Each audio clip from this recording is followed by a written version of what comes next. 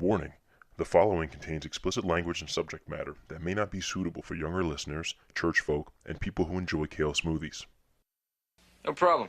Come on over here, Ron. Let me show you what I'm doing. Taking advantage of some of the time off to add a whole new wing on here. I'm going to rip these walls out and, of course, rewire it. Yeah, you're going to make it all 220? Yeah, 220, 221, whatever it takes. Well, you sound like a pretty handy guy.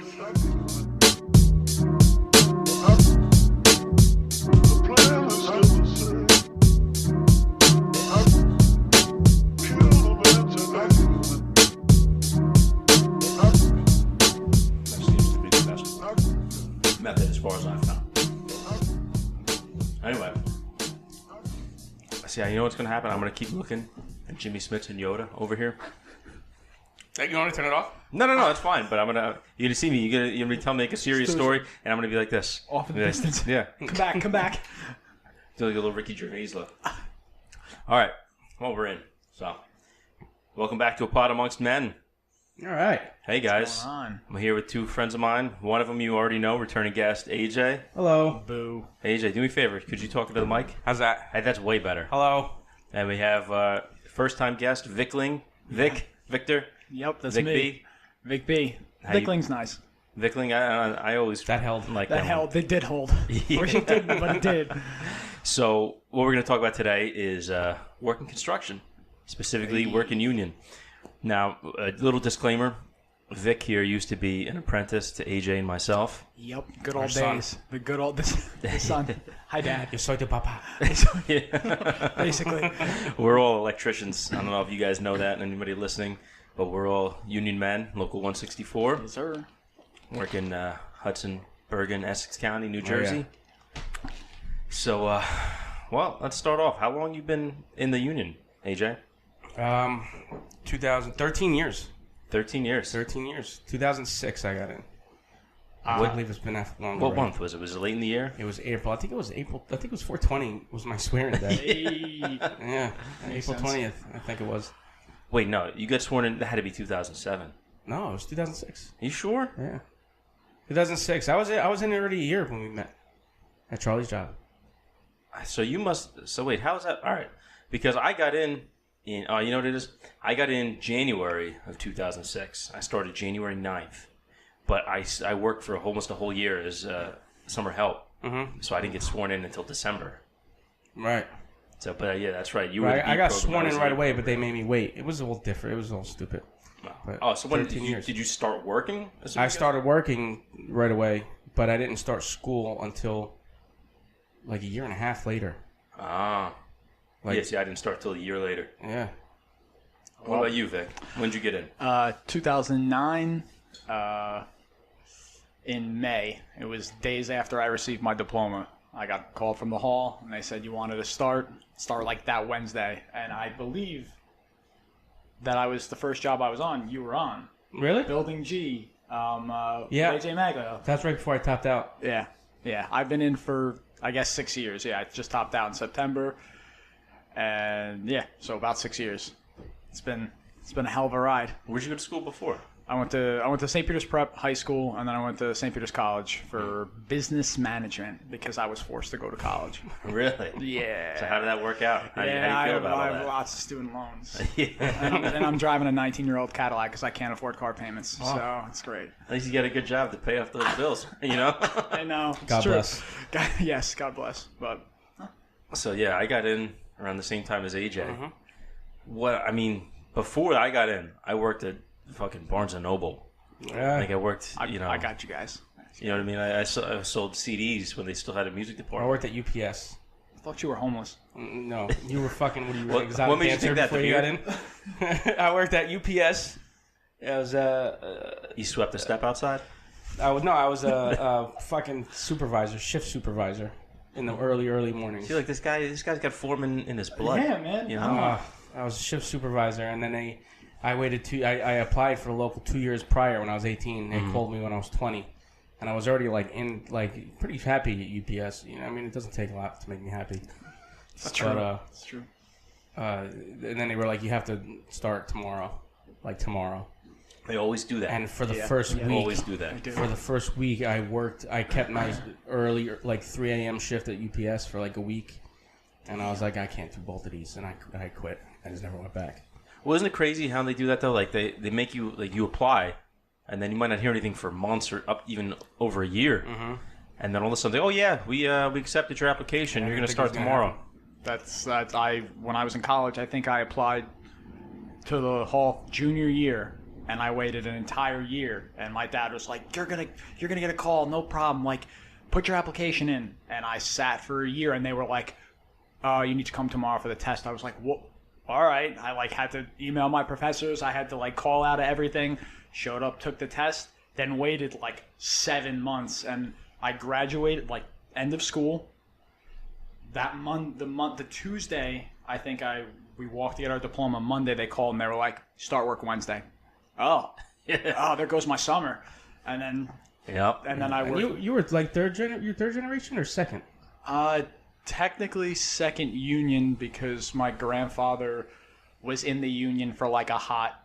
I don't even think he made it through the program or something along that line where he didn't make it through the program, but he came back as a contractor. So like third generation electrician, second generation union. I think like my great grandfather was like a wireman for World War II. So like there's like I have a literal military photos. Where are you working right now? Oh, I'm wiring the war. Yeah, like he was just throwing poles up. I don't really know. So I guess second generation. So all that, and they still made you wait all that time, and yeah, you know. I mean, look, I liked it that way because I already get enough crap for my last name in the local. So it's you know what it sucks having a hookup sometimes. It's great, you get in, but sometimes they kind of you catch a lot of shit for it. Not my first contract because that was Maglio. The second one, I'm not gonna name any names just to keep it clear. But I got crap for 2 years, and the super of that company went to grammar school with both my aunt and my uncle, and they gave me all types of crap for it. Just a rash of shit. I've seen him on lunch break. It was at 32 Park where that guy like stopped you and he was like, "Excuse me." Oh, and I broke your shit for that for a long time. Can I say your last name? Yeah. Can I do it? Yeah. Some guy stopped him and he was like, "Excuse me, sir, are you a Bataraco?" When the guy just stopped him on the fucking street. When he said, like a brand, like a vampire familiar, like from Blade. If you saw his father, you would know why he said that. Oh my god. But the guy. So that guy, when I first met him, when I was a first year apprentice, he was clean cut, everything. He saw me and he said the same thing. He goes, "What's your name, kid?" I'm like, "Victor." He goes, "Last name, son." I'm like, "Bataraco." He goes, "I went skiing in Colorado with your father." I was like, this is 5 minutes meeting. He was like, "Yeah, your uncle bailed," and I was like, "Oh." So he was. Fast forward 2 years, the dude had hair down. It was like his shoulders. He looked like a homeless dude. And as soon as he said, "Excuse me, are you Bataraco?" AJ just locked onto me, and I couldn't break away from him. I had to stay. I was like, "Yeah. Tell your father I said hello." And as soon as I went skiing with your father. You remember that story? Yeah, I do. Where'd you go skiing? No, he fell asleep next to me in my Cadillac Eldorado. Your uncle was on the other side of me. Different kind of skiing. Oh, yeah. Yeah, but you make him sound like a total creep. That instance was definitely creepy because like I knew who it was and I like didn't want to talk to him. I mean, he's a good guy, but like this is just the way he said it. It's like, "Are you a Bataraco?" I'm like, "Dude, I worked with you like a year. Are you a Bataraco? I'm like, you ever been to a Turkish bath?" So like a year later, a year after that, I would turn to him once in a while and just be like, "Excuse me, sir, are you a Bataraco?" Every time, because I worked with him like especially at that whole job. Like after I worked with the one mechanic for like a year, I would just end up working with him and just randomly, "Excuse me." I'm like, stop, and he would just look at me. He would just stop working, just stare at me from like across the room. I'm like, "Please stop! Like this is weird." "Are you a Bataraco?" "Yes, let's go." You caught him at the courthouse trying to change his last name because of you. I'm sick of this shit. So, what do you guys think? You worked non-union before, right, AJ? No. I went to Lincoln Tech. That doesn't count. Vic, you didn't either, right? No, I've worked with my dad. Me neither. I mean, I did I did work for like a fire alarm company for a little bit, but that was like. I say because it's got to be a big difference working non-union to union. Because I know a lot of non-union guys come in and like, oh man, you guys, you sit down for all this time for break. It's like, oh, it's only 20 minutes. Yeah, I mean, know. we're It's having not coffee. a lot. It's weird having like as workers we have some rules of our own. You know what I mean? Like it's gotta be a bit of a shock for some people. Definitely, yeah. It's. I'm glad I actually have my break and lunch. Yeah, well, I mean, but it's not all like easy like people think it is. No. Well, that's the thing. I think as union guys, we get a bad rap saying, "Oh, you guys just fuck around all day." Yeah, it's not. That's not the case bunch at of all. thugs. Yep. It's crazy though. I mean, obviously we're the new generation of union workers. We've all been in post 2000, so it's a different world for us than it was for the guys before us. I know you hear a lot of stories from like old timers, like They're the best. The stories are the best. especially when it was like union versus non-union. Yeah. It was real like thuggery. Yeah, but it's not like that. Like it was like you hear the stories like in the 80s when people would like go to lunch and get hammered and not come back to work. That doesn't. The 80s. 90s. Yeah, late early 90s. Well, I mean, I've never done that. I'm not saying we've done that. I'm just saying that's. Well, I guess you know what it is. The new generation guys, like our generation, probably don't do that as much. At least I haven't seen it. Because I've seen old timers do that.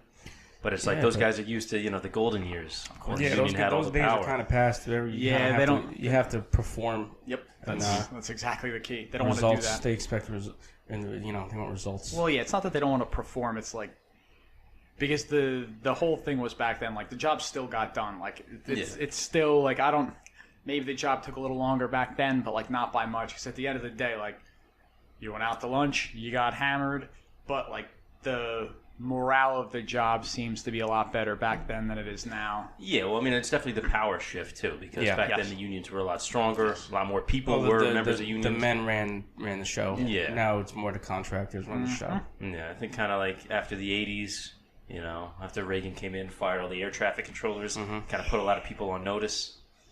But that's like the way the pendulum swings. It goes from, it'll come back. The owners having power to the workers having power, back and forth. I don't think it's done swinging. No, it's going to come back. I don't think we've seen the worst of it yet. No, really? Well, I think it's already starting to come back. You think so? Yeah, I think people like in general. I think people now want unions more than they did 10 years ago. I mean, I think there's hope you're more of a right. call for I it. hope you're right too. Yeah, It doesn't look like. I mean, I hope I'm right too. What the fuck? But think about it. Back in the 70s, what was it? 2/3 of all workers were members of unions. Now it's like less than 7%. I know. That's crazy. It's bad. Yep. I don't understand why. Yeah. I can't understand it's it. Simple. It's money. It's all money. I mean, there's an argument to be made either way. Of course. Because I know there's a lot of guys who were non-union. Say, oh yeah, I was a non-union roofer, and the union guys used to come and vandalize all my shit on the job site over the weekend because we wouldn't organize. You know what I mean? Yeah. Like that. I can't blame somebody for having a bad taste in their mouth after that. Of course. Yeah, but I can never understand why people wouldn't want to organize, or if you're just like a worker, maybe not like an owner of a business, but like if you're just a worker, like I've known people that like they were working for non-union and they didn't want to be, and I'm like, why? I don't understand why.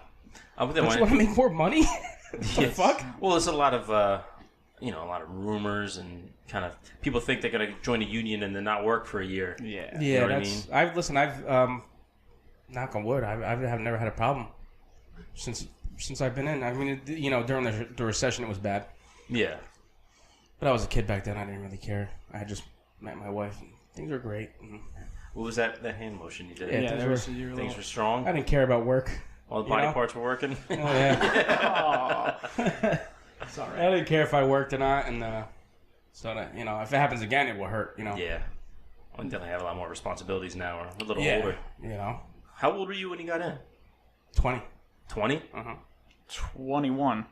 Sorry, I might have still been 20. It was either 20 or 21. It was like 2 weeks after my 21st birthday for me. I worked. I remember on my 21st birthday, I was with Power. I remember you told me that story about that job. And they fucking made me work overtime on my 21st birthday. No. And I was and you know what? I don't think I should say his name. But Yeah, don't say names. he let me go. You know who I'm talking about. I know exactly who you're talking about. He was like, dude, you should not be here. Go home. We can say first names, right? Just no last names. There's plenty of Marks, Johns. Richie. Let me go. Oh, that's he let me go. I didn't think that he would let you go. He's like, it's your 21st birthday. He's like, go. You know why? Because he probably figured you were going to go drink. And That's exactly. I just went home and played video games. I remember being in it as a young man. You know, before I moved out, but when I still lived at home, it's different. Like, your priorities change. I know as an apprentice, by the time I went from living with my parents to getting my own place, all of a sudden I didn't want to take days off now. I cared a little more. You know, that money coming in really matters. It does. It does. Gotta get that full week. Yep, that one day makes a difference. I try to explain that now, like, to apprentices. Like, some guys, good dudes I got working for me, but, you know, it's different. If you're not in that mindset, it's hard to describe it to someone. Say, listen, like, think about it this way. If you went, you know, if you had a house, and you were paying guys to come work in your house, and you come in, you see them sitting around, like, do you feel like it's justified for you to have to pay them? Like, if they just keep calling out, and they keep saying, oh, we'll come back tomorrow, Is that somebody you want to keep working with? No, of course not. It's common sense. So it's only right for us to, you know, do our part. If we're getting paid good money, which we are. Definitely. You know, like, it's one thing to be in a union, but it doesn't make you bulletproof. No. Let me... Damn, sorry. This job's hard, man. And I come in, I always make sure I try to come in every day. Like, I don't want to miss days and shit like that. But I don't fuck off at work. And I was just like what I was saying before, like, especially now you're starting to work for people that you know and shit like that. And you're working for guys that were once your peers. Yeah, you know, I don't want to, like, you know, screw them over. Well, it's because you care. That's the problem. It really. Yeah, there's some people that just don't give a shit. I've definitely noticed that, like, with me, like, I get yelled at all the time because I stress about, like, the job because, like, if I see a guy not performing, I flip out. Like, I get really mad. Like, I obviously am not going to name names, but I watched the guy for, like, almost an hour look for, like, a bandsaw blade. Like, all he had to do was pick up the phone, call his foreman, say, hey, could you bring me a bandsaw blade? But no, he didn't want to. He needs a company phone if he's going to make phone calls. And I was like, this is a joke. Like, this guy's getting paid the same amount as me to literally screw off for an hour. And I'm like, but at the same time, my father was like, just, it's not your responsibility. You know, you're there to do your job.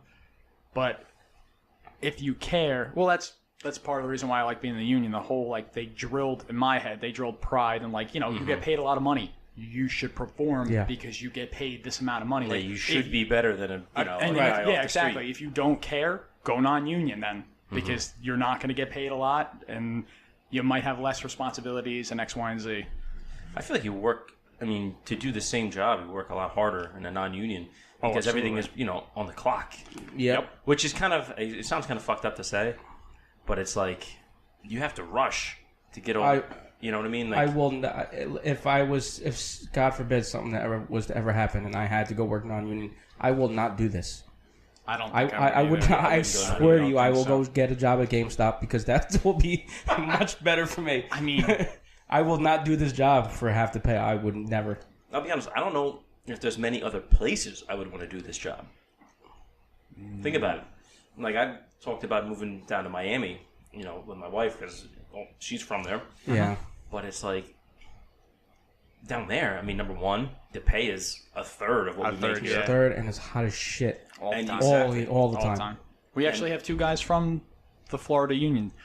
Really? I don't know if it's like 693 or something like that. Two travelers. By you? What territory though? What part of Florida? That I don't know. I just know that they're both from Florida, and I think Florida's a big state. I know, but I knew that their union is smaller in Florida, but I was just surprised that they came up. Sorry, I guess that was my phone. Sorry, that's my lunch alarm. I put my phone away. That fucking my work alarm went off this morning. I forgot it was Monday. I was so turned fucking mad. Yup. All the alarms, all 15-minute increments went off on me. Just get up on your first alarm. You just lay in bed like Listen, that's easier said than done. Okay. He's like, you're like you're not like 40, are you? You're like 33, but Yeah, I'm like- also like 50 pounds overweight. It's not easy for me. That has nothing to do with it. I just don't like to get up. I hate it. I I don't. I'm not a morning person No. or a night person. I'm like 11 in the morning person. You're like right before coffee and right Yeah, before I'm an lunch. early Everything afternoon else don't person. bother- That's don't about bother it. me. 2:30, you get really excited. Yeah. That's the one thing. That's the hardest part about this job, I think, is getting up early consistently every day. Yeah. It's rough. It's rough because I'm like, my friends always make fun of me because right now I could just like pass out on the floor. Like I was always so always tired. known for, and it's I get into not arguments with my friend. He works for the Turnpike. They literally have better benefits than we do. Yeah. Like their co-pays, they have sick time and all this stuff. And I try to talk to him because yes, I make double what he makes, but like if I walk outside and blow my knee out walking down the street, yes, we have like I guess that wouldn't be workers' comp, right? No, because it's not on the job. Yeah. So, but he's like so much more protected, and he don't.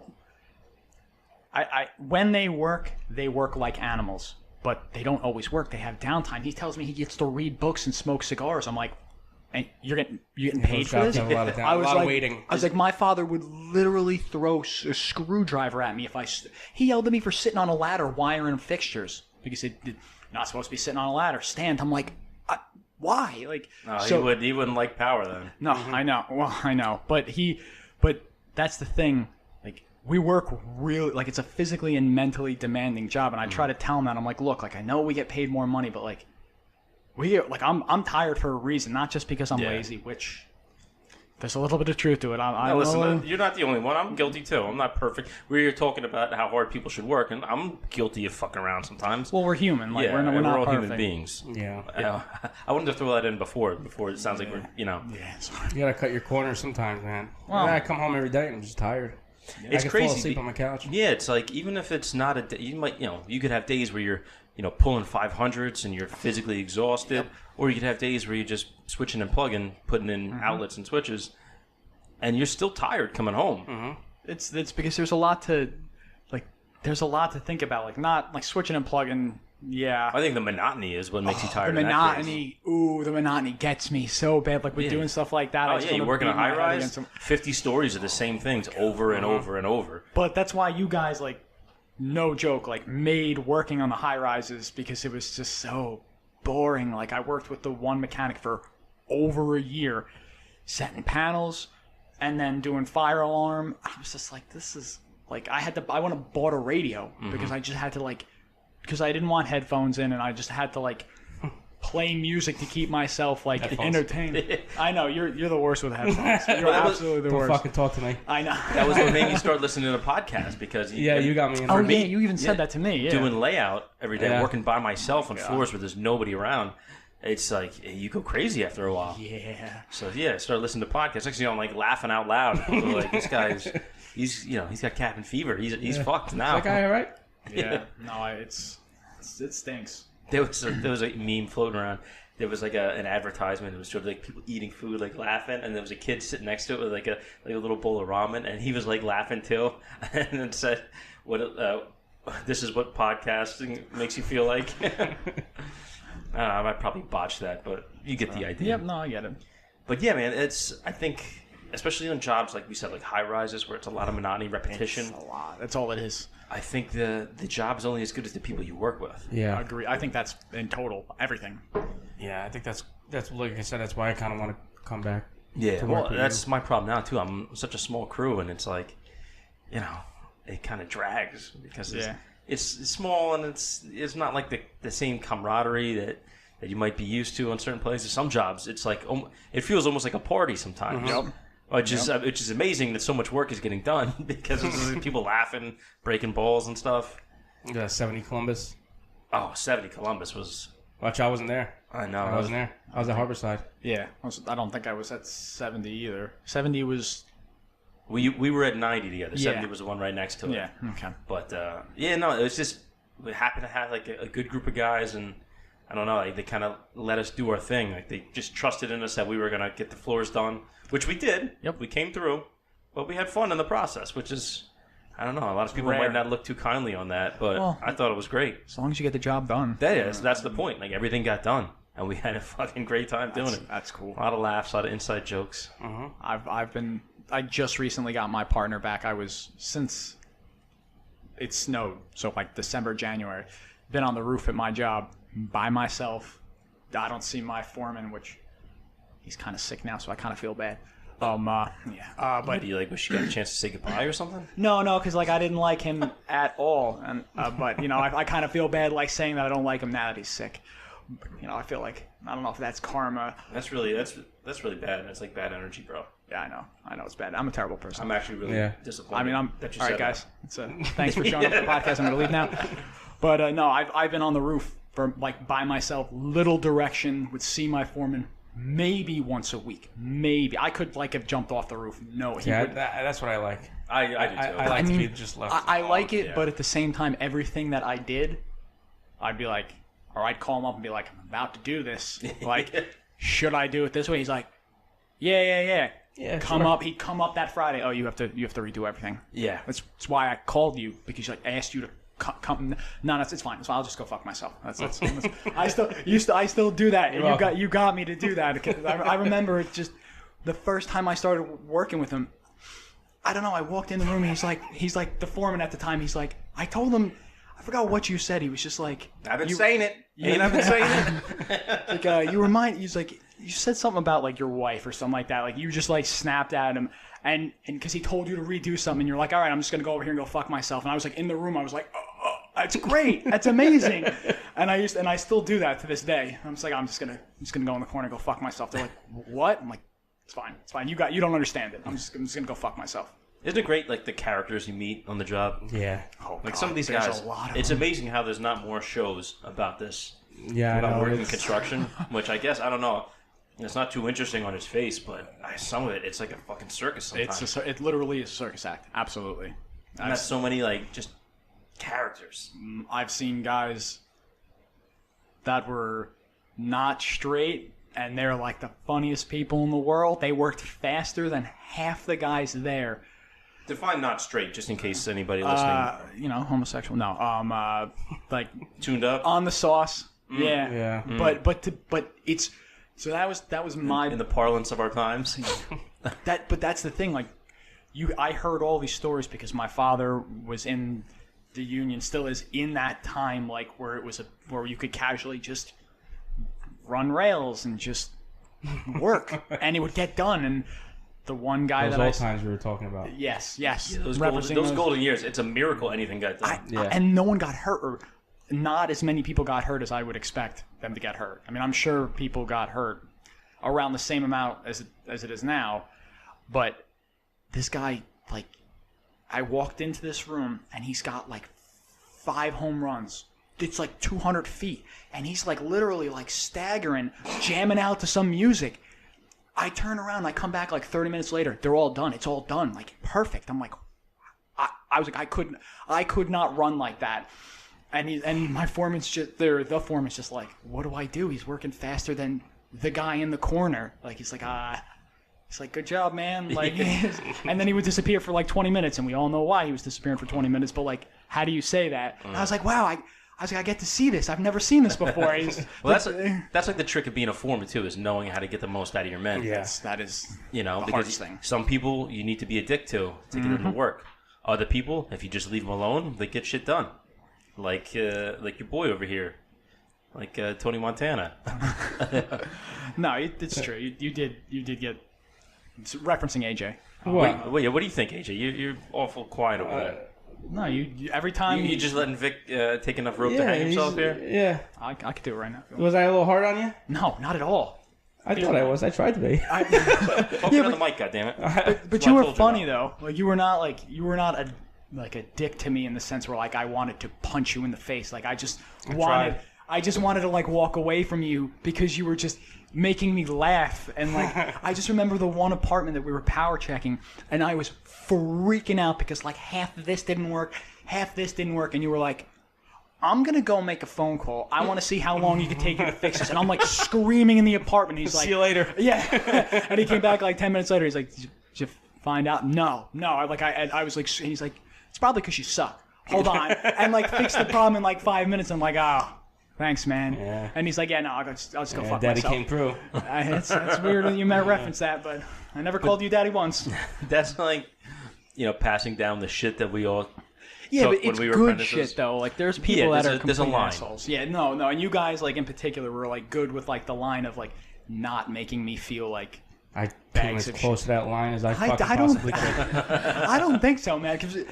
Because I just laughed all the time. Whenever you mess with me, I mean, I might want to like put my face through like sheetrock, but like because you just kept bothering me, and it was funny. Like it was funny. Like I couldn't get mad at it. Like Me and AJ worked for a guy when we were first starting off that, like, as a foreman, I mean, he wasn't the best, but it was just, he was the funniest fucking guy.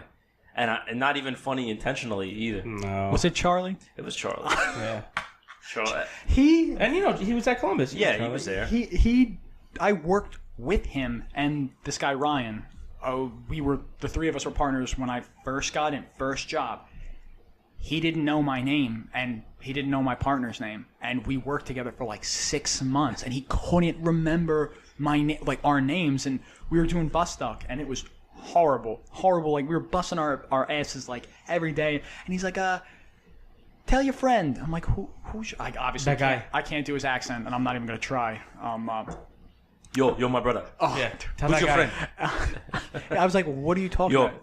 I'm gonna repeat something he said to AJ one time when he was our foreman. Yo, I want you to give me some tape, some spackle, and a spackle knife. He said, why do I need that? Because you're a shitty electrician. That's exactly him. That's exactly He said, him. yo, you look like Benny Hill's son. He used to say. He's a good dude. Honestly, like That's how we became friends. Just laughing at him all day. we were apprentices together on that job, and there was no shortage of just jokes to be made and laughs to be had.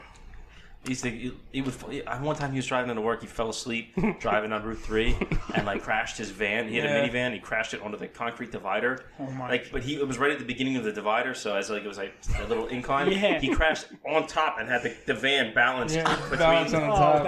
Oh, Charlie, man. Yeah, he was a funny fucking dude. Mess. He's a mess. He definitely is. He still sees me and he's like, "What's up, brother?" I'm like, "You don't remember me." He's like, "Thanks, man." What was like the worst experience you had with a foreman? I don't give any names, but like, what was like the worst thing they made you do? It's a tough one for me. You worked for him too. He gave you the name Vicling. Oh, yeah. No, he wasn't the worst, but his partner, the other foreman. Yeah. Really? He's with us now. I know. I can't give you a set. I used to butt heads with him really bad. I can't give you a set experience because this particular foreman, like, I had a little bit of an attitude problem where, like, my logic. A little bit? I know.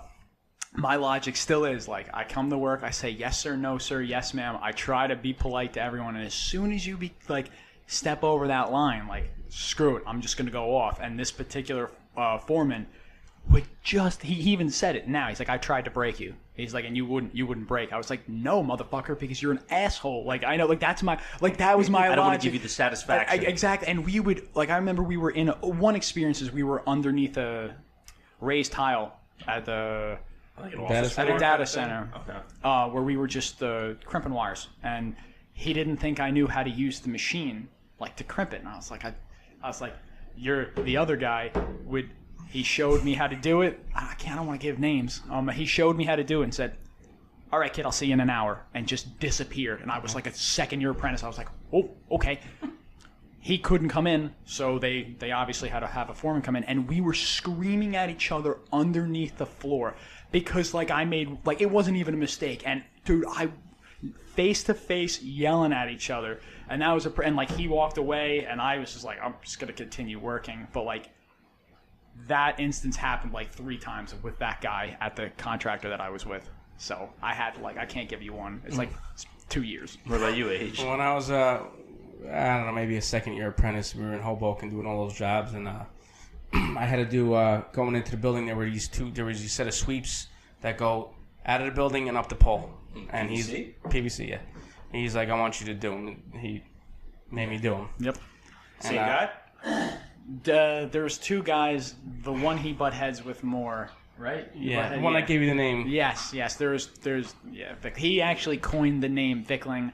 I told him about and it. I love him. And I don't want to say anything bad about him, but I mean, this story, he made me do these sweeps, and I did them. I was so proud of myself. I did them fucking nice. They came out good, and I was like, yeah, they're done. You could backfill it.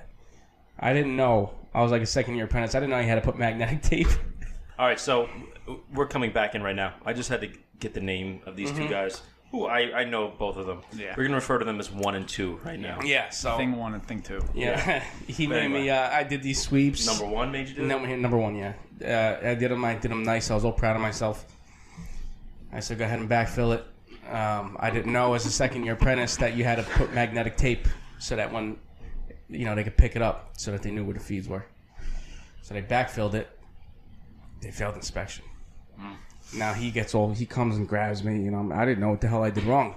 He comes up to me, let's go right fucking now. He gives me a shovel. Right? He's like, you fucking dig it out by hand now. You fucking fuck this all up and shit. Like, he's fucking freaking out on me. And it's pouring rain. It's pouring rain, and he's over like this thing, so he's not getting wet. And he's just yelling at me while I'm digging this thing. It was like sounding out of a bad movie. And I'm fucking digging this thing out. And I'm like, I didn't fucking know it had to be fucking, you know what I mean? So I'm digging it, and you know what? And I said, you know what? Go fuck yourself. And I fucking threw the shovel down, and I got in my car and went home. That was the first and only time I've ever done something like that. It felt amazing. And I'm driving home, and I'm like, fuck that motherfucker. You know what I mean? You don't fucking need this shit. Giving you a 1-2. Yeah, and then fucking... You start imagining the fight in your head like a choreographer. Oh, God. Yep. He's a big dude, he was a big guy. Shit out of Strong me. guy. Yeah. But you know what, though? That's the problem, too. As we are in this business for longer, we learn more.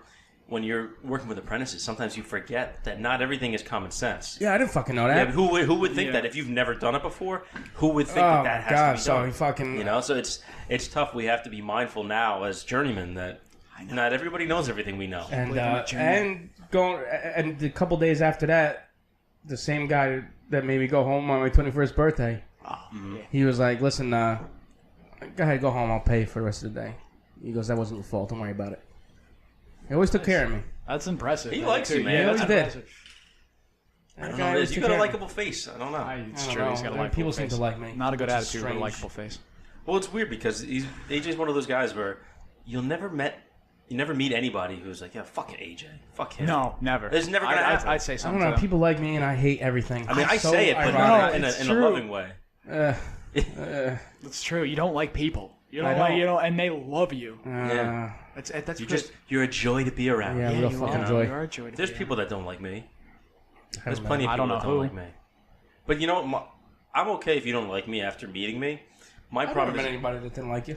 there's people that don't like me having nothing to do with me as a person, like my personality. You know what I Yeah. mean? Like, there's people that don't like the fact that I got into the local with a hookup. You know what I mean? Yeah, but everybody got. But, a lot but of there's people still plenty get of people that don't like that. There's a lot of... Yeah, I know about that. I hate to chalk it up to envy, but that's kind of what it is. Like, people get mad when something good happened for another person, but it didn't happen for them. Yep. So they hate that's you. human nature for a lot of people. Yeah. I've had people curse me out when they found out my last name. Literally said, "Your uncle's an asshole. Hope you're not one," and walked away. And I was like, "Oh, this is not good." So I know. Hostile work environment already. I was an apprentice. Like, I just ate shit because of that. But now I give the shit. Being an apprentice is tough, man. But it doesn't have to be like it is. Like, if you get hooked up with like the right guys, like you could still, like, I get it. You definitely need to get your balls broken a little bit. But like, these people, like, even the job that I'm at now, man, they are brutal. Like, if I was an apprentice right now at this job, I wouldn't have lasted. I've I would seen have spazzed out. somebody Yeah, quit. I've seen companies break apprentices. Yeah, I've seen people quit, like quit the local. Oh yeah, definitely. I've seen it too. I don't get the.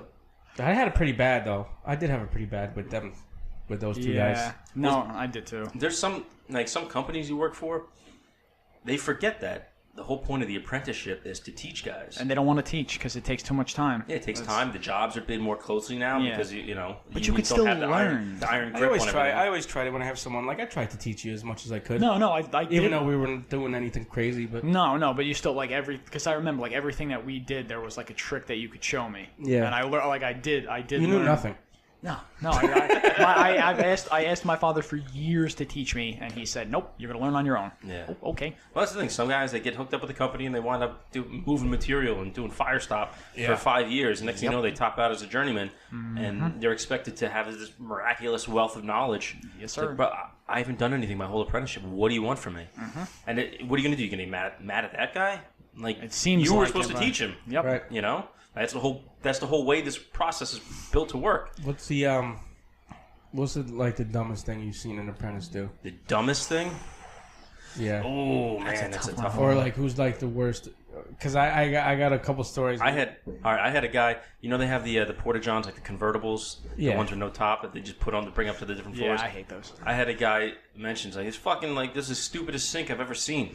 Like, what are you talking about? I was like, there's no water. Like, what are you supposed to do? I was like, that's not a sink, you fucking asshole. It's where you piss. It's a urinal. Oh, that's Oh man. oh, whoops. I've been doing it wrong for a while. Sink is too low. The stupid soap won't lather. It's a urinal cake, buddy. What else? I had a kid ask me. He's like, so how many trades are like on these jobs? Like, who's here? Oh, it's us, the plumbers, the tin knockers, do HVAC, iron workers, carpenters. Like, yeah. Like, what are they doing here already? What do you mean doing here already? Who do you think builds the fucking walls and the frame of the buildings? I thought they just did the carpet. That's wrong. Do you you were in a job in Harrison? Yeah. Do you remember who took break there? Yeah. Hefeweizen. That dude was probably the worst I've ever seen. Really? Yeah. I remember one day, like, you remember he used to go to Dunkin' Donuts every morning? Mm-hmm.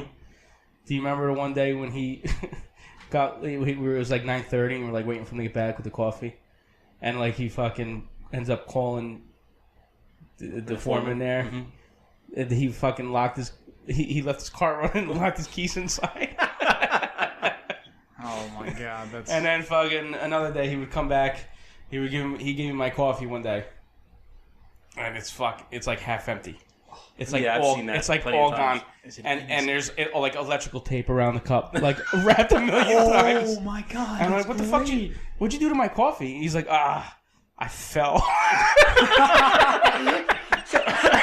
He's like, I fell, and all the coffees fucking came out.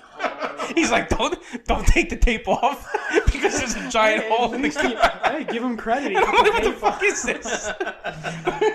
It's like 2 sips of coffee. That was some of the worst shit I've ever seen, man. The one guy, there's 2 apprentices on our job. He's not a bad electrician. Like, he definitely has it.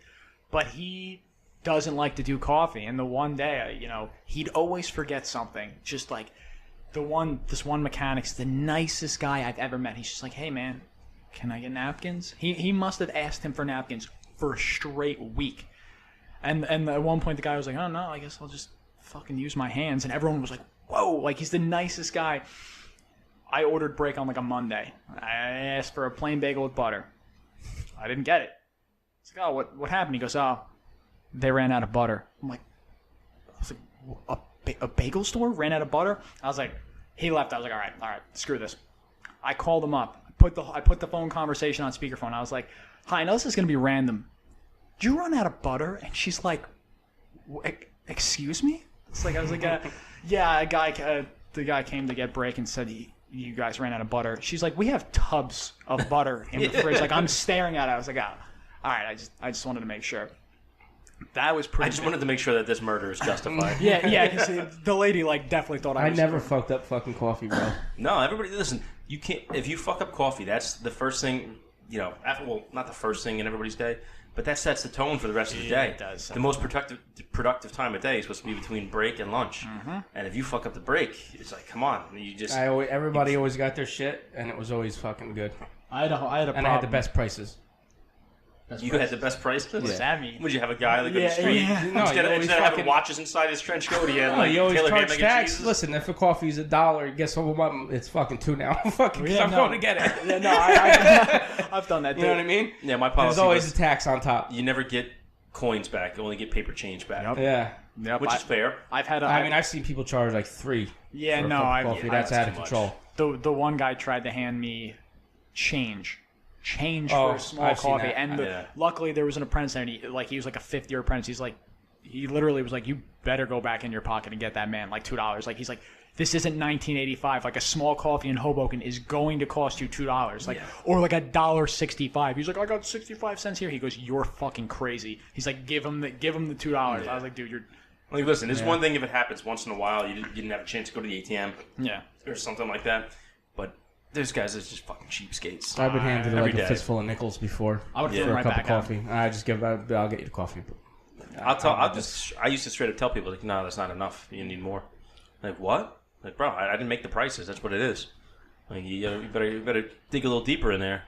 You make more than me. I shouldn't be fucking subsidizing your coffee every day. Usually the people that are cheap, they have the money. And there's I remember like when I used to get coffee, I would go pick a spot. Or I'm going here. I'm going to Dunkin' Donuts or whatever is close. Starbucks. Pull this down a little bit. How's that? Way better. Way better. All right, I got a place that I'm going to. All right, and I go up to a new guy. What do you want from Dunkin'? I want you. Can you go to the diner?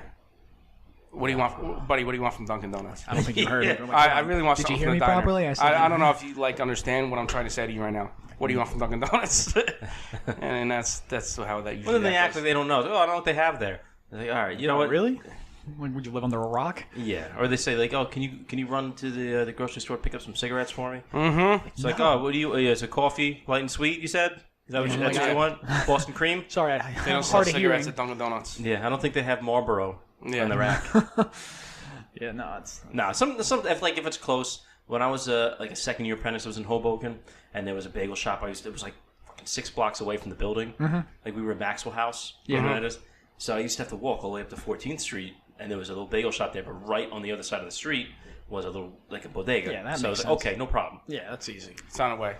Nowadays, you get guys that like, oh, let me get a coffee. All right, $3, and they hand you their fucking debit card. Bro, that's not how this works. Like, okay, it's 2019. You want to like Cash App somebody some like a couple bucks? Great, no problem. But you're gonna make a guy carry like 4 different debit cards and make everybody's single coffee order? Thank God, like, I don't do that no more. So I'm the biggest offender with the card, but I always say like if the apprentice hold on, if the apprentice is getting it, I always say like you like get something on. Like I always offer to pay for whatever like because I don't carry cash. I just don't, and I never did. I'm trying to convince my apprentices to use the Cash App or Venmo or one of those fucking things. Yeah. Just it's easier. Yeah, no, it's 100%. Yeah, I agree. Just send you the money. Get with the times. Yeah. Well, come on. I don't know if it's get with the times. Yeah, it is. Let's get with the times now. Because like these kids are supposed to be teaching us about this. Yeah, you're right. You know what I mean? I shouldn't be the friggin' techie on the job. I'm an old man now. Yeah, no, you're fine. I mean, I hated being an apprentice. No, you're fine. You're fine. Now that we're talking about coffee and then break, our little coffee break in the mornings, that was kind of my basis for starting this podcast. If you think about everybody working on like a big crew, say you're on like a roughing crew, everybody's sitting in one room, it's cold, they got like the heater in the middle of the room, and everybody's just talking, joking, and it's almost like you forget you're at work. Agreed. You know what I mean? Those are the best times. And those are some of the best stories, the best conversations, and that was what I wanted this to be like. You know what I mean? Like that vibe. 100%. That's a cool. It is. It's a cool. Like it is we understand the vibe, but it is like I can't. It's hard to express. Yeah, it's hard to express because those are like that would literally change my mood. Like I'd be in a shitty mood either before break or before lunch and just get out of that bad mood because of just stupid shit like passing around stories and stuff like that. Those are some of the best stories too. You're absolutely right. You get a couple of old timers on the crew. I remember back in '70, you used to steal the water heaters out of the building. Like Jesus Christ. No, you're absolutely right. Like, oh, that was when AJ showed me Big Enough. Oh my God! The funniest fucking thing.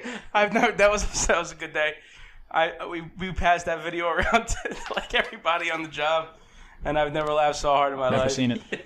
Really? No, I've never seen it. You've seen it. The guy with the cowboy hat. You just scream. It's like the floating image in the sky. Like, oh, okay. I do. Yeah. Screaming guy. I remember seeing that for the first time, and I never laughed so hard. Oh man, it was a real song. And it's a crying tears song. of laughter. Do you remember when we were working on Charlie's job? Remember Stan? Of course, when he faked a heart attack. That's it. So Faked a heart attack. Stop. Yeah, it was So we were really sitting bad.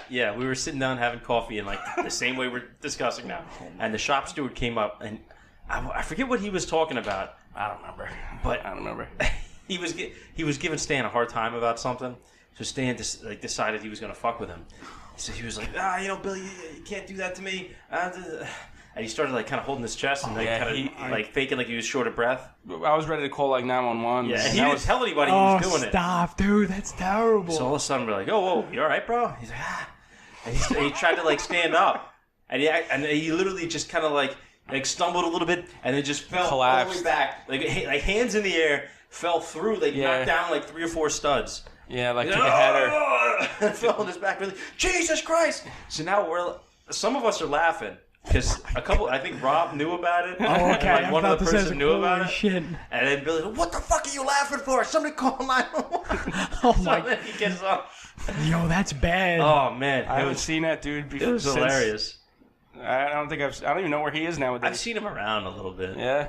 He was a funny dude. He was funny. He was a quirky dude. Like, he had little things he did that was just, really? Yeah.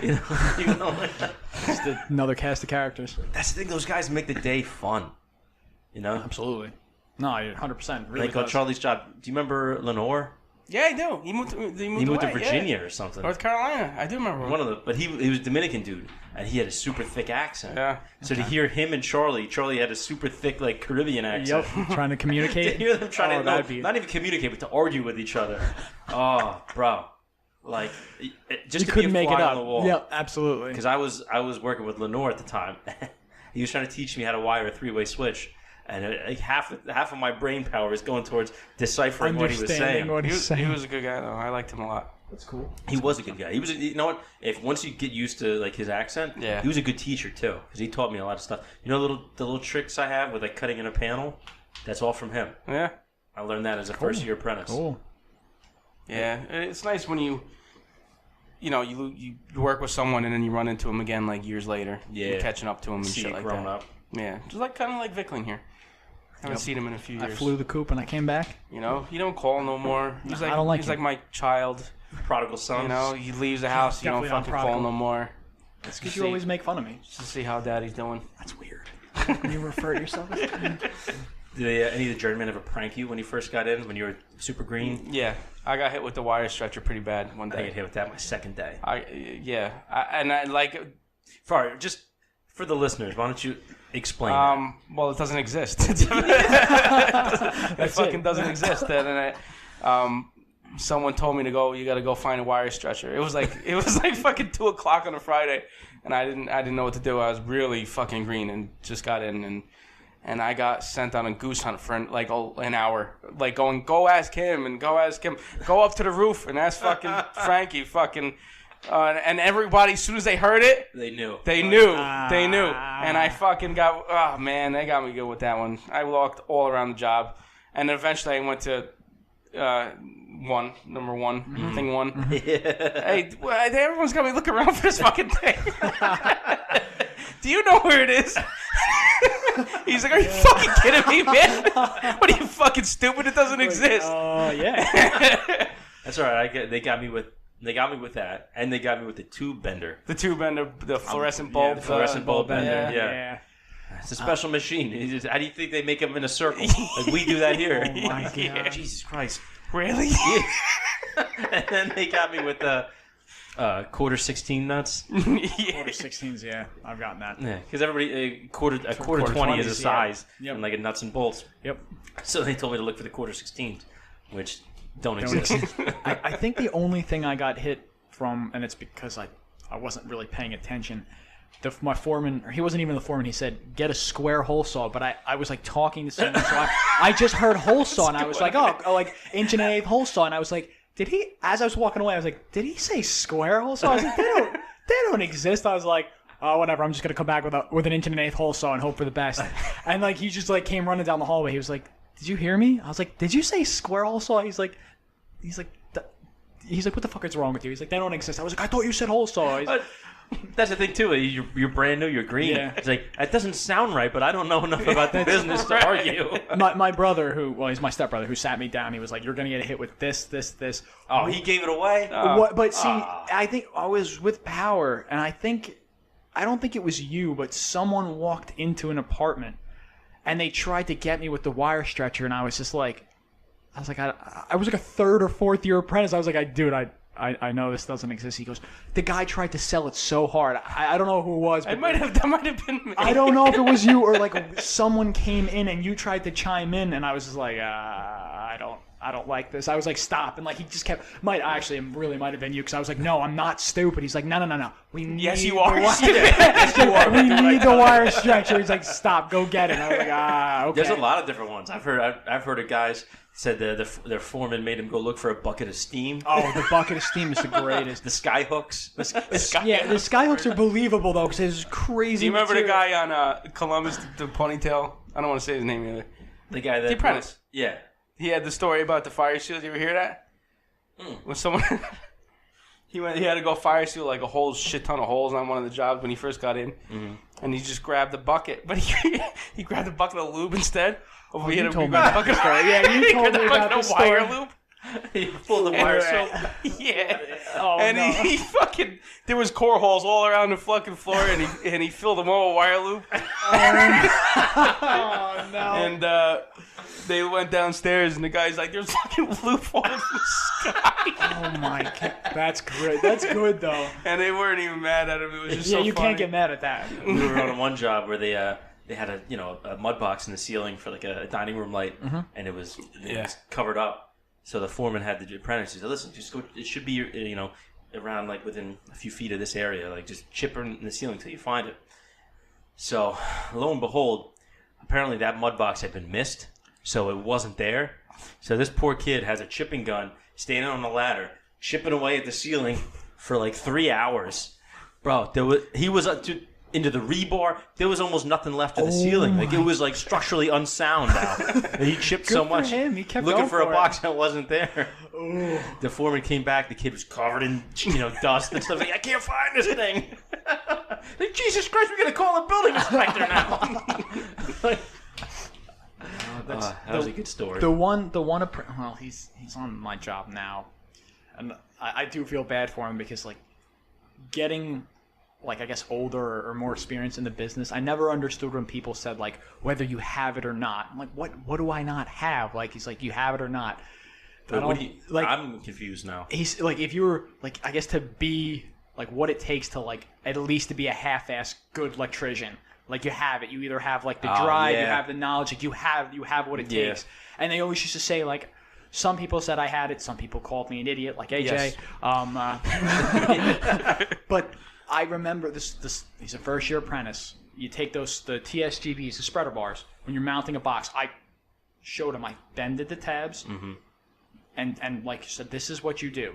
And I walked. You bent the tabs, by the way, not bended. We're not savages. Bent the tabs. I don't. That's why I'm an electrician. I'm bad at school. I'm sorry. I don't do that all the time. I just wanted to. No, that's fine. I'm telling the listeners, not you. Oh well, no, it hurts my feelings too. But I showed him what to do, walked away, and the one other mechanic was like, "You sure you should be like leaving him alone?" I was like, "Dude, I did it step by step." I was like, "He's got 2 boxes." An hour later, the guy goes, "Come here, Vic.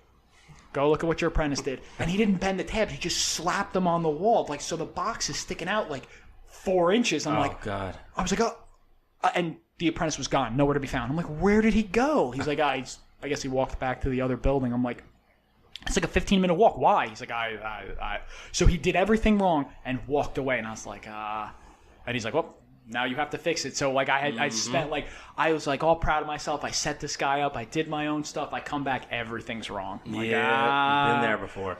I thought I laid it out. Like, and that's the thing. Like, I'm still learning. So, like, I don't think I'm, like, I can teach someone, like, I guess they have to be teachable. Yeah. Yeah. I think that was him or me. Oh, sorry. Oh, no, it was good. But yeah, I'm not good enough to teach someone that like you really need to focus on, because I'm still trying to learn myself. If you still got you ever work with someone that's like really new, like totally doesn't know anything, that's him. I have a hard time. Yeah, I have a hard time with that, like patience. Well, you taught me. No, when I was in Fort Lee, I had an apprentice who was totally green. Yeah, and he got in on a hookup too. But I was trying to like work with him. Like, listen, I'm going to try to make this idiot proof. I don't want to set you up to fail. Like, just do what I tell you. I'm going to try to set you on the right path. So all we're doing was roughing. So I was showing him how to, just cut in a box, everything. You come in, land the wires, tighten it up. Before you put the muttering on, you put the standoff on so it has support, so the box isn't flapping in the wall. And then you put your muttering on. CJ, you're done. Now, apparently, I didn't show him exactly how to put the standoff in. So, in like a little metal box. He just kind of had him flip the other way and just kind of stuck him, very delicately in next to the mud ring. No. So the foreman's coming in. I was working for Ronnie at the time. He's like, "Hey, Steve, you did this apartment, right?" I was like, "Yeah, what's up?" And he's like, "I want to show you something." So, oh boy. He goes up to one of the boxes, just an outlet in the room, and just lightly, ever so gently, taps on it, and the standoff just falls off. I was like, "What the fuck? Was that broken?" He goes, "No." He goes to the next one, does the same thing, just a little tap, standoff falls off. I was like, "Oh man, I guess I didn't show him well enough." And he's like, "Yeah, just take care of it." I said, "Yeah, sorry." He said, "Nah, don't worry about it." But like, you get with a reasonable guy, they understand. Yeah, of course. People make mistakes, and then, of course, like we were saying before, with this job, not everything is common sense. Yeah. You can't just figure everything out. No, it's true, and you have to be shown. Really, and you have to have patience. I struggle with that, but I really do try to have patience with everybody when they're coming in and trying to learn something. Yeah, I mean, this is the same thing. I think of all the times I screwed up, which is a very large amount. That happens. I try not to be. I do want to be hard on the apprentices I have, because that's how I learned. Yeah, you want to, and you have to. Giving someone a thick skin is just as important. Yeah, that's a big one. I think that's a big one. Yeah, that's like half the job. Half the job is like getting your balls broken by like everyone. Doesn't matter who, and like. But it's such a fine line between getting your balls broken and just getting like treated like a piece of shit. Yes, you're absolutely correct. Because that fine line is walked. Well, it's like we were saying before. There's foremen who they have one approach: that's yell, scream, get it done. That's it. It's like, well, that doesn't work with most people. You know what I mean? Yep. Like, there's that line. But would you rather be loved or feared? You know what I mean? Yes. My father was feared. He liked that one. But then, if you think about other companies and other foremen, you see these guys like it's like, all right, I'm going to set you up to succeed. You have to tailor your approach based on the men you have working for you. Yep. Some guys you have to be a dick to. Yeah. Some guys just want to, if you give them an inch, they'll take a mile. Always. Yeah, you're right. But there's some guys, if you show them that you're going to trust them, they'll go the extra mile for you. Yeah. Absolutely. I've literally done that. Yeah. Like I used to go the extra mile for most of my form. No, not most of them, but the ones that showed me half-assed bit of respect. I worked hard for them because I was treated like a human being. It goes a long way for a lot of people. What do you think, H? I'm looking at this list you got here. I'm trying to see what. So, you ever get hurt on the job? Hurt in the sense that like I've never filled out an accident report, but like I got pinched between a lift and a pipe because my partner said he was going to go down on the lift and drove forward, and I was like on the rails of the lift, like had to like stand up, and like he pinched my back a little bit, and like little backstory, like I played rugby in high school. I had a little bit of back problems, and like I played rugby. Rugby. I drink espresso. No, I don't drink espresso, man. I use Linux. I don't. I'm not use a Linux. console That's horrendous. gamer. I'm not a console gamer. You are right there. But so right where I hurt my back is where I got pinched. I used to holiday in Switzerland. Fuck you guys. Yeah. Yeah, you're so American. Go back to America and drink your Smirnoffs, yeah? Love that movie. So he went forward, pinched me, and I my back was definitely hurting. And he was like, "You want to fill out an accident report?" I was like, "Hold on." And I called the chiropractor that was down the road.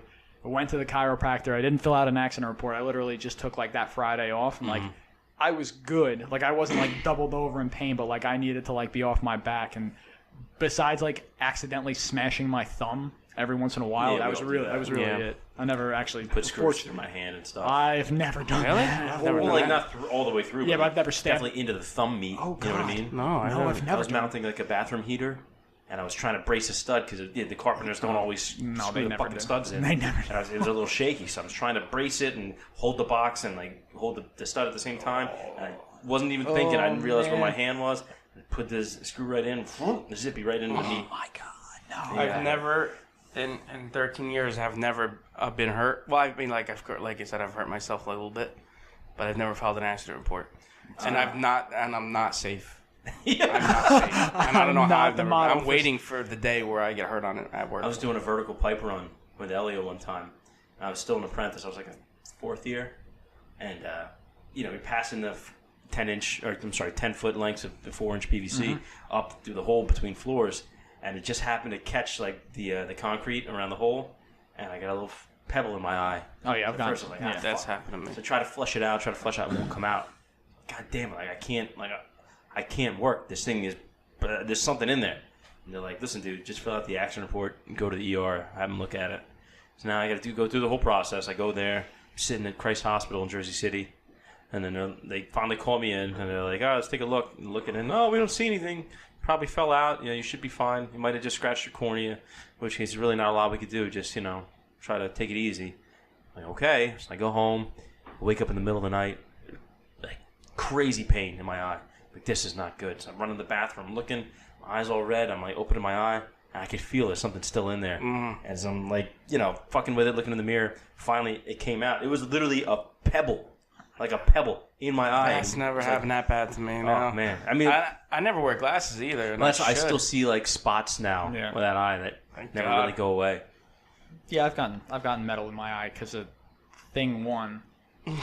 Didn't give me. I didn't have glasses, and I was like, "Can you give me glasses?" Like I had to drill out like this metal, and like I remember like holding the gun and like holding my face back, and just I was drilling metal and then tapping it out. I was like, when I was drilling, all of a sudden I just like I went like that. I was like, "Oh, that was interesting," and like I like that's it. Like I went home that day, and the woman I was dating at the time was like, "You got pink eye?" I'm like, "What?"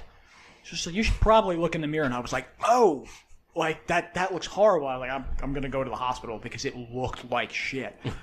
And there was just like, that was the very first time when I went to the ER. The lady was like, "What do you do?" I was like, "What do you mean? I'm an electrician." She goes, "You have a decent piece of metal in your eye." I was like, "Oh, that's."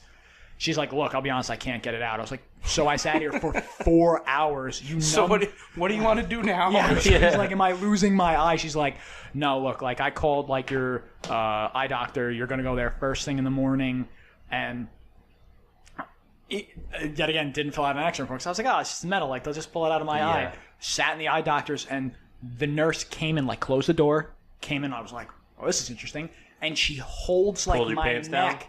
No, that was after. I asked for that. And the guy pulls out a syringe, and he was like, "This is gonna hurt." I was like, "Fuck, I'm gonna get a needle in my eye." He's like, "What do you?" No. He's like, "I'm just gonna take the needle," and like, he took the needle and like picked at my eye.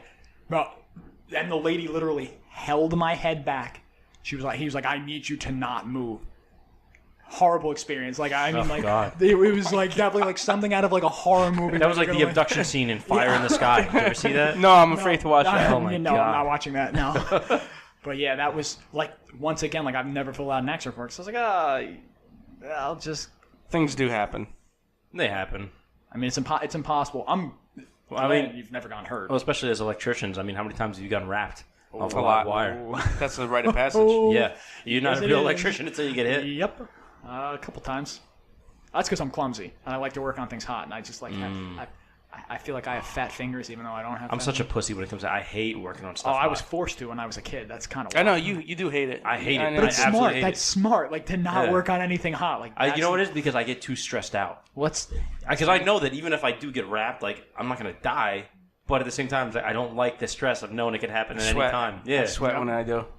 Yep. Right when me and AJ were working together after you left Columbus, I made him work on all the hot shit. I'm like, disconnected, all right? I'm not touching it.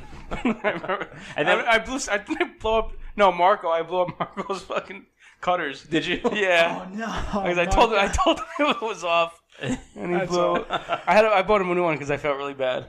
I bought him a new pair. At least he didn't actually get hit himself. No, he fucking crying and shit because all he does is fire alarm. Yeah, I bought him a new he's pair got of a cutters. shopping cart and his nice like assorted tools and clean. What always makes me paranoid is when you are working on something hot and you have to screw in the cover plate afterwards. You have to pray that you tuck the wires in nice enough so that you don't go through it. That's happened. I've had that happen putting up an exit sign. Ooh. I had to use like a long 632. Boom. Next thing you know, bzzz, fireworks. I was like, oh, Yep. I guess that wasn't right. And people looking around at you like, Jesus Christ, man. Thank God with that I've never gotten really zapped really bad. Well, I've heard horror stories about guys, having like switchgear blown up around them. Yeah, like the worst I ever got it was in an old bank and putting a box back up in the ceiling in 277 on a ceiling grid. That hurt. That hurt a lot. I haven't gotten hit with 277. It hurt a lot. I had to like sit down for a few minutes because it would like fucking that hurt. Yeah. I'm pretty sure at 33 Park, I was told like to put the switches in for like lighting in the closets. I'm pretty sure it was 277. I'm honestly not 100% sure, but I was going into each like closet, just a random closet, and putting them in. And my dumbass, like the last one, like 2:00 on a Friday, my shoulder was on the door frame, and I was just like, I was casually working, and I don't know what, my thumb must have slipped, and I hit my hand and like hit my shoulder, and I picked myself up, and I was like, fuck, like threw my pliers across the room, but then like I like opened the closet, I was like, all right, no one saw me, like no, it's good, it's like it was good because I let out a little like jump, I was like, fuck. And you want to hear what's fucked up? What? I know those were only 110. That's fine. I don't know if it still hurt. I don't give a shit. Fucking pussy, you. Still, I was not expecting it. No, I didn't get you. I'm such a dope. Like, I just barely made it through electrician school, like our apprenticeship classes. Like, I don't remember anything with numbers. Oh God, I'm the worst. I need it, like the calculations. I don't know if I should say this, but I slept through a lot of the classes. So did I. But you know what the problem is? A lot of that stuff, like, you don't use on your day to day. You barely, say you barely, but like very few instances do you use those calculations. A lot of the different calculations, like code calculations, like for voltage drop and stuff like that. Like, I forgot all of it. Like even like voltages, I have a hard time remembering, and that's not something that we don't use. I'm just like that dumb when it comes to numbers. I also the only thing, and I always have to remember whenever I'm bending pipe. Like all the different, like the multipliers and stuff. Take up and stuff like that. Yeah. Like I'm the worst with that. I need to relook it up every time. Yep. I mean, I didn't have. Listen, I didn't get in this business because I was a smart man. Yeah, agreed. I mean, the classes, like I slept a lot, and the teachers. One of the teachers who stopped being a teacher. I know what you're talking about. Yeah, we would just literally like sit in class, and he would just like open up a book, and he would just go like, you'd literally just hear the book go.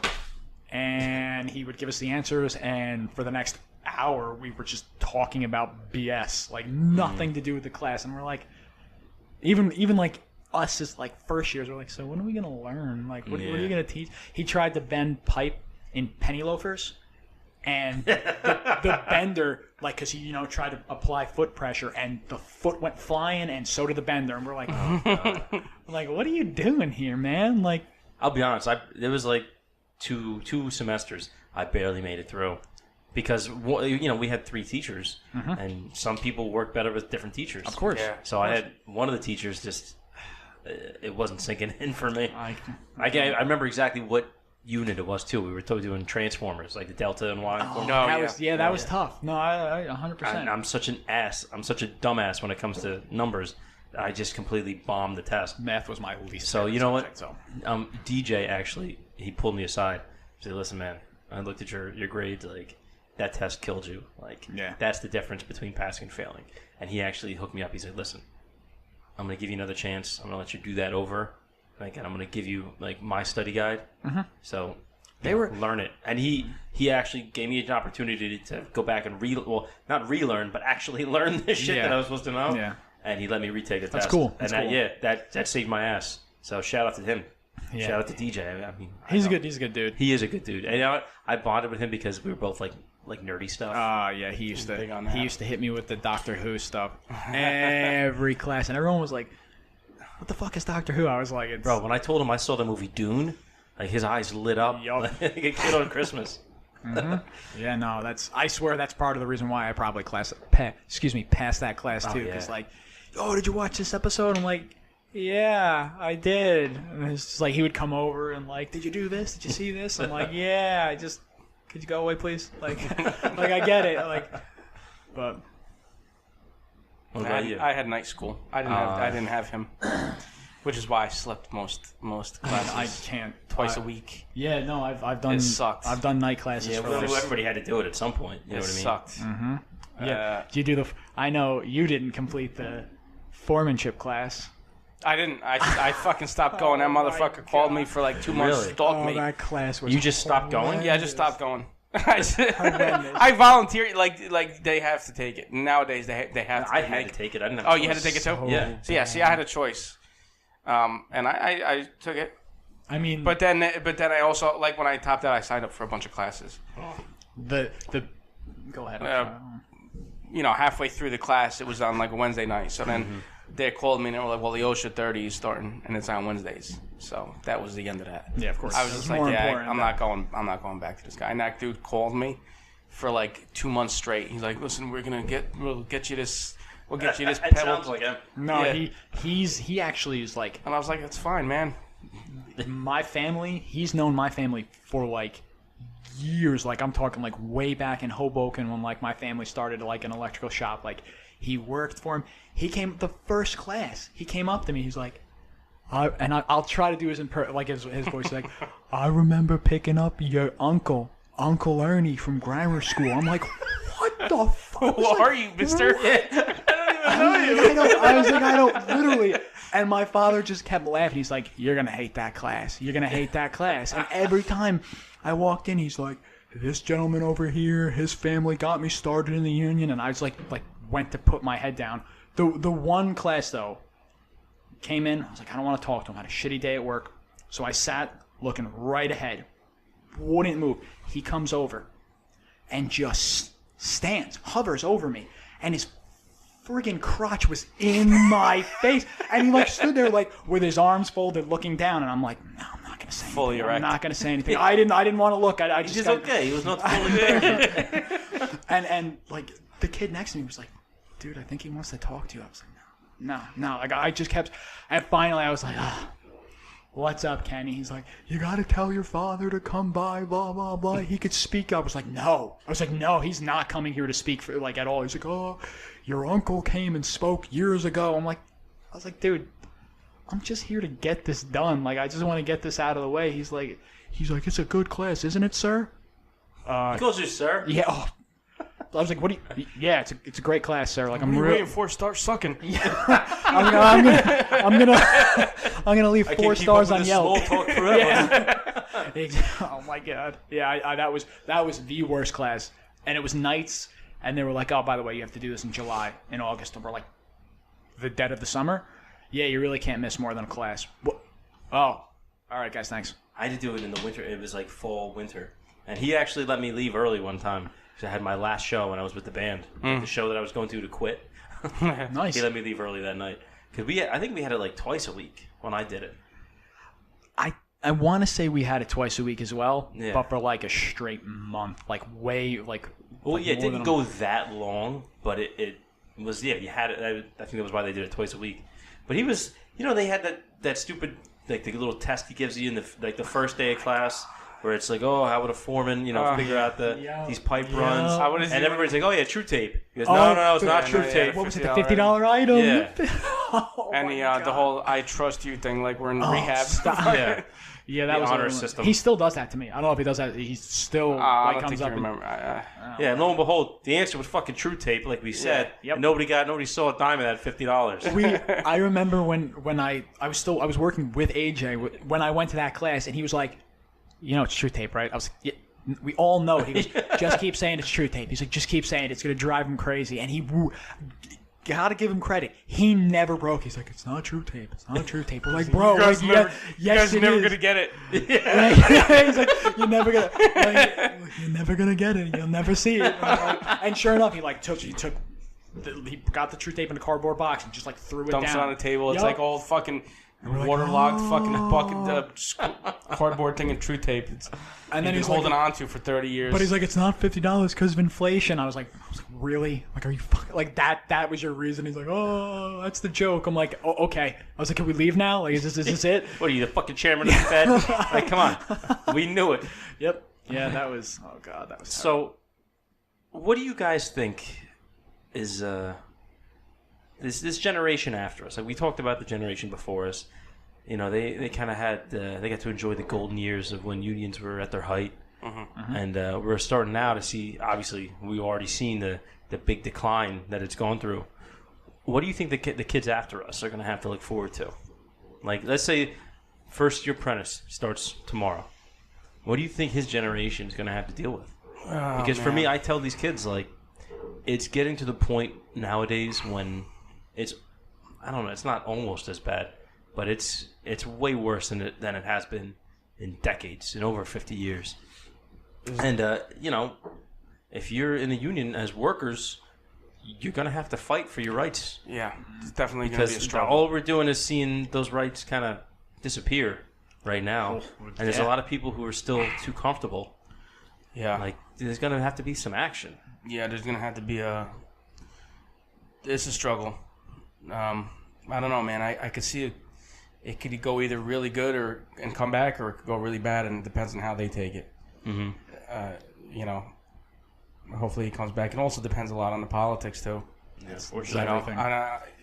I don't want to get into that, but yeah, I mean, we'll try to stay away from red-blue politics. Yeah.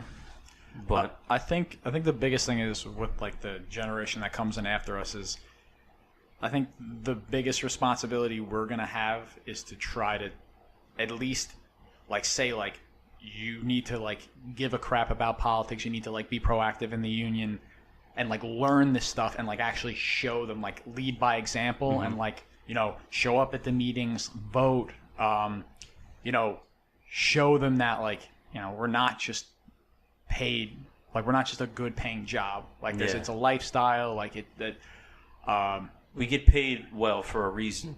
Yeah, because we're supposed to be the best. Like that's and the thing. we are, and I agree. can definitely say 100% we are better than non-union workers. Look at when we were at 33 Park. Yep. Right across the street, there was a non-union job for whatever school that was at the time. Oh, the Boys and Girls Club. Yeah, it was like a split shop. Were you talking about the one on the other side of the light rail? No, it was over by the. Remember, there was a football field right there. Yeah, no, that was Fields. That wasn't. When I went back to work on 235 Grand, that job was still going on. It's still going on. We've done like 4 jobs since then. I don't understand. And that was. I remember we were at the job when the facade of the building, like they laid bricks, and part of the brick fell and crushed like 3 cars. Like, and luckily that area isn't, because I'm a little familiar with downtown. Like, there's houses there, but it's not super busy. If someone walked under that's that like right person at the beginning of Paulus Hook. Yeah, right there, someone would have died. Like if you had a brick come that far off, and like, because I remember that was when I was apprentice, and I would like, I remember distinctively talking to AJ about like being pissed off about like why people hate the union so bad, and he was just like, I was your age, like, you know, giving me like the mentor thing. He's like, try not to stress about it too much, just like get involved, and like. I go to the meetings, like not every meeting. Like I'm not perfect, but like I do think that the apprentices all of them should go to the meetings. Like, don't get me wrong, just to understand how everything works. You know? And I mean, it sucks. Like, it's in Paramus. Like, I get it. Like half my class live down the shore. Yeah. But like at the same time, like it's 1 day a month. 1 day a month. You schedule yourself, like sleep over your friend's house, like or something like that. Like and. Don't get me wrong, like the politics aren't the most exciting thing, but it's what drives us. Like what gives us work, what takes work away from us is the politics. That's so, what gives us power as a group, as an organization, as a union. And like that job, probably the initial bid was probably a lot lower than the union bid. Well, keep in mind too, a lot of those jobs now, even if the bids aren't, they might be lower. But the timeline is way extended, and a lot of these, the owners, they would rather let it go slower and pay less. Like I feel like if I was the owner, I'd want it if I could get it done like a year faster and start collecting rent. You would think, right? Like, but that's not how it works. Like a few of those jobs in Jersey City, like the ones by right off Columbus, by where we're working. Yeah. That like the estimates were like over a year longer Really? because the number was a little bit, not even drastically cheaper. They went with a non-union shop. Yeah, but I don't know. I don't understand it, and I don't think I ever will. Why you save a little bit of money, but it takes a year longer to get done. I mean, everything really does come down to dollars and cents. I mean, we bang these things for out. a corporation, at least. Yep. That's what drives them. But hopefully, it comes back. Maybe people start to realize that you get them done faster. Well, make more money. It all comes down to people at the end of the day. These corporations aren't a living thing. It's people making the decisions. Yep. Yeah. So, especially, as us, as,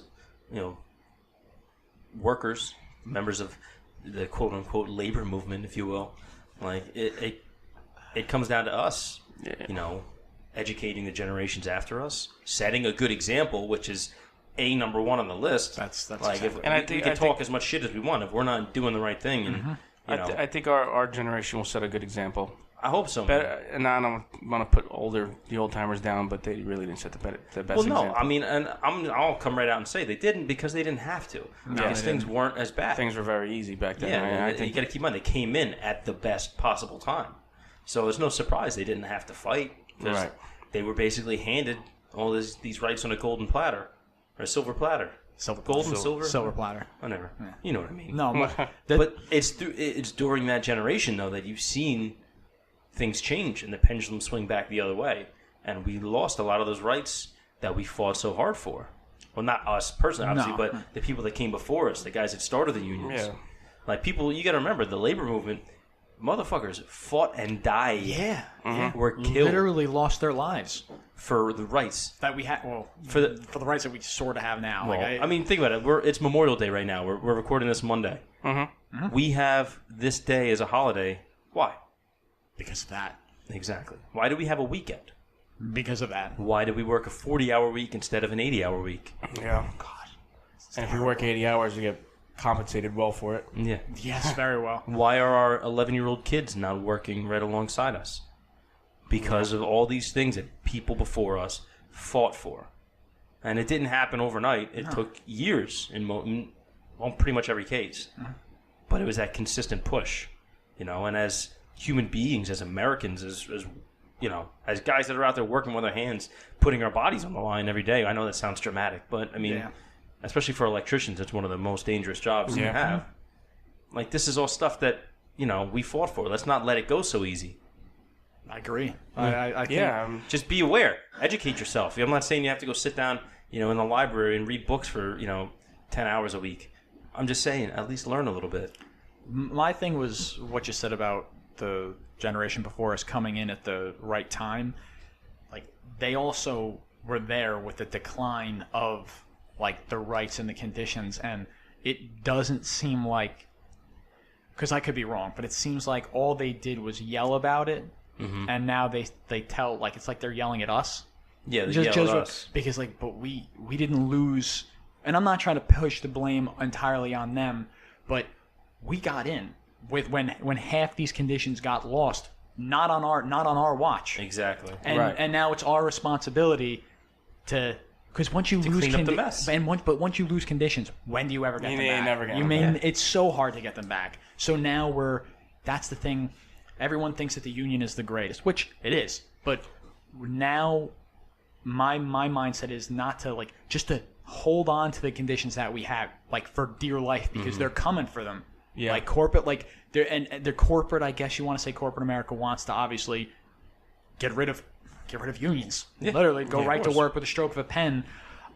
You saw the thing with Delta Airlines. Yep. The signs they had. Yeah. Wouldn't you rather spend $300 on a video game console? I literally thought that was instead of paying union dues. Yeah, I thought it was bullshit. Listen, if paying a couple $700 a year, it was $700, I think, or something. And I was like, which is not that much. But that's not even our dues. Like, our dues are $300 less than that. So I don't know where that number, like. Yeah, how would their dues be so much higher than ours? That's it's ridiculous attack. You know what? One of the other problems too. I think one of the things that gives the union such a bad name is that, especially in this part of the country, in the tri-state area, Northeast, there used to be a lot of mob involvement. Mm-hmm. And there was a lot of corruption. Yep. And that's something that, as union members, it's it's not somebody else's fault. Like, that stuff happened, within our unions. So we have to own up to that at some point. I mean, obviously, I don't think anybody here was, having people rubbed out, but... That sounds like a good time. Yeah. But Usually you have to pay extra to if put I it had to pay $300-something a year, and I have health insurance for my family, and I could retire one day, and I could make a pretty decent living. I mean, listen, it's not. We're not rich. People act like we're making so much money. We're not just enough money to have a nice life, and that's it. I mean, if you look at it on paper, it's a shitload of money. Yeah. But if you consider where we live and what part of the country and the highest tax state, Right. My biggest thing is, I actually just spoke to a friend about this that I'm dealing with. Is I made the mistake of telling like my key friends, like I only got like 4 or 5 friends these are the friends that I've grown up with, like what I make a year. Mm-hmm. And they're like, yo, that's so much money, blah, blah, blah. I'm like, no, it's not. Like, I got all these, like I got student loans, the rise of like, they don't look at the bigger picture. I know it's kind of crappy to say. They look at the money coming in, not the money going out. Right. Yeah, but AJ's right. Like, I can live in an apartment. Might not be the greatest apartment, but like I could have, in reality, not bought a 19-year-old car because I didn't want to payments. I could have taken money and bought a new car and paid student loans and paid for the car insurance. Like, it would be tight, yes, but like there's not many people of my age, like anywhere from 30 to like 23, that could do that. Absolutely. And I'm 100% self-sufficient. Like, there's no bills in any of my parents' names, so. Right.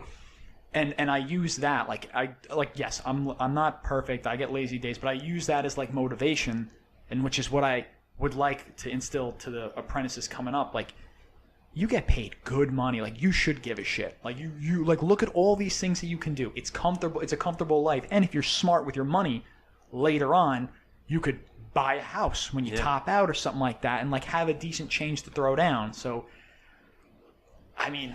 Well, listen, it's as simple as this. Would you rather work doing this, or maybe you work for a couple douchebag foremen, but at the end of the day, you have rights as a union member. Right. Like, there's a recourse if somebody does something wrong or if somebody gets hurt. Like, we have recourse that we could take as union members. Of course. Would you rather work at an Amazon packaging facility? Oh, not a chance. They got terrible conditions. You're just a hamster on a wheel, man. Yeah, that's it. It's a no-brainer. I don't understand any electricians that are working for some non-union, I don't call them scout, like some non-union company. Why would you not even try? Getting whipped all day, wiring houses. Whipped all day. The fastest way possible, so that and you got to work until you die because you don't have any money put away for retirement. You're going to have to work until you die. Mm-hmm. Why would you not want to just pay a couple $100 a year and have a little security? Something. It's peace of mind. Makes no sense to me. No, you pay. I do like the peace of mind that I get from paying my dues, having a personal fund, having something to fall back on. Being represented is like the biggest thing. Well, it's the biggest thing. You're not a piece of not be powerless. Yes, that's exactly what. Nobody wants to be powerless against a big company. Like, right. Of course, one guy against it's David and Goliath. Mm-hmm. So as a union, that's the only way we as workers have strength. But it's got to be balanced. Agreed. Like we said before, like, it's got to be fair. And I think that's like anything. There was times when the unions got too fat. Now we're at a time when the companies are getting fat. The pendulum swung back. Exactly. But there should be a balance. I mean, it's just hard. It's like because no one wants to give up. But that's the problem. Perfectly with the balance. Perfectly balanced. As all things should be. Right. In the perfect world, that would make sense. But when you want to be balanced, that means that the union has to give up something, and that means that the corporations have to give up something, and like. It never seems like they want to meet halfway, because then you're losing power. Like, if you give up something, nobody willingly gives up power. It would just make it so much easier if you just work together. Mm-hmm. But that's not. Well, I think this was pretty good, guys. I'm honestly very proud of us that we stayed away from actual politics. Yeah. I know you want to. I know you. No, I don't want to. I really don't. I know you never want to, but you always end up doing it. I don't. I don't watch. I haven't watched news in a long time. I know. I'm sure you've lived like a less stressed. I'm really much happier. Yeah, I've whittled down my my Facebook news feed. I have no idea what's going on. Only like pages, like news outlets I really feel are at least kind of bipartisan. Yeah. Man, just to get the bullshit out of it. I have no idea what's going on in the world anymore. No. Well, I love it. guys, I want to say thank you for doing this. Thanks for having me. This is going to be episode number 20. So now we're up, we're well into double digits now. Nice. And I've been wanting to do an actual, like a work episode. So I'm glad I got two people, got some good stories, got some little nuggets of wisdom there for you young bucks out there listening. Yeah. So I'm going to do more of these. Cool. But anyway, you guys want to say anything? Want to shout anything out before we head out? Pay your fucking union dues. I'm about to say, Yeah. support your unions.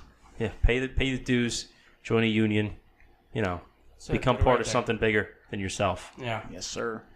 All right, well, as always, you guys know where to reach us, apodamongstmen@gmail.com with any questions, comments, or concerns. APodAmongstMen on Twitter and Instagram. Also, we are on YouTube, in case you haven't noticed. We have a channel up. All episodes will be released Thursday mornings at 1 a.m. Eastern Standard Time. That sounds really rehearsed now, right? It does. You got it down to a science. I know. I don't want to make it sound like I'm on like FM radio. But Fair. either way, hit us up. Let us know if you like these episodes.